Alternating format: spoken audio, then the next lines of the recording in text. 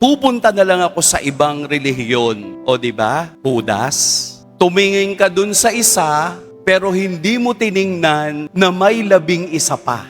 Na 11 nagtagumpay, na 11 natapos, na 11 naging totoo, bagamat nagkakabali ay mulit-muling bumabalik sa unang tumawag sa kanila. Huwag tayong panghihinaan ng loob kapag nakararamdam tayo ng bagay na hindi natin gusto. Huwag tayong magtatanim ng sama ng loob kanino man, sapagkat ang pagtawag ng Diyos ay paghuhulma rin kung sino ang ating sinusundan. Kahit na noon pa, hanggang ngayon, patuloy tayo at araw-araw tayong tinatawag ng Diyos.